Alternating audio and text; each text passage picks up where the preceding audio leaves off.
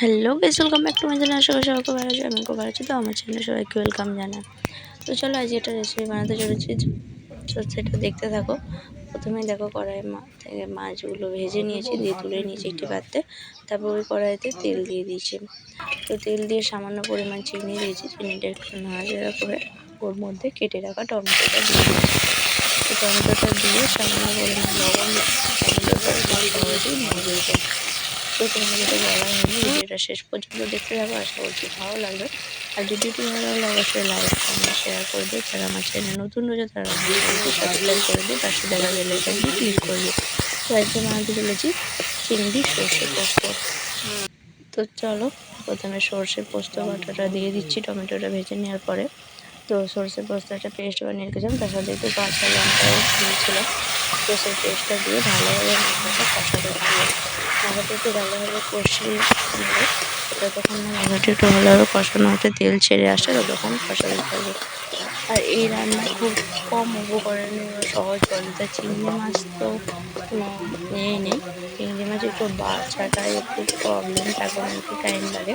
তাছাড়া এমনি চিংড়ি মাছ ভাজতেও খুব কম তেল লাগে, আর ভাজাটাও খুব ভালোভাবে খুব সহজেই তাড়াতাড়ি হয়েছে। মশলাটা বেশ ভালোভাবে কষানো হয়েছে। ওর মধ্যে সামান্য পরিমাণ শুধু হলুদ দিয়েছিলাম, লঙ্কাটা দিইনি, লঙ্কার গুঁড়োটা দিলে বেশি ঝাল হয়ে যেত। কারণ হচ্ছে কাঁচা লঙ্কার পেস্ট ছিল, সেই জন্য কাশ্মীরি লঙ্কার গুঁড়ো আর হলুদ একটা জলে গুলে রেখেছিলাম বাড়িতে, তো সেটা ওর মধ্যে দিয়ে দিচ্ছি। দিয়ে মশলাটা আরও কিছুক্ষণ কষিয়ে নেবো। মশলাটা ভালোভাবে কষাতে থাকি আর তোমরাও দেখতে থাকো। আর এইরকম রেসিপি এক একদিন বাড়িতে বানাবে, একবার না সপ্তাহে 2-3 বার বানাতে বলবেই বাড়ির সবাই। তো চলো দেখতে থাকো।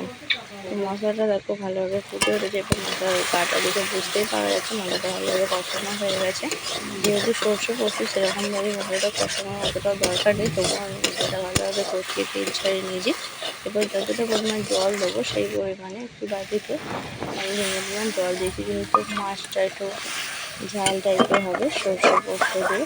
তো খুব বেশি জল দিলাম না, জলটা একটু ফুটে উঠুক তারপরে মাছগুলো দেবো। জলটা দেখতেই পাচ্ছ খুব সুন্দরভাবে ফুটে উঠেছে, মাঝখানে তেলটাও সুন্দরভাবে, মশলাটা মানে এত সুন্দরভাবে কষানো হয়েছে দেখেই বোঝা যাচ্ছে। এরপর ওর মধ্যে মাছগুলো দিয়ে দিচ্ছি, দিয়ে মাছগুলো দিয়ে একটু বেশ কিছুক্ষণ ধরে ফুটিয়ে নেবো ঢাকনা দিয়ে।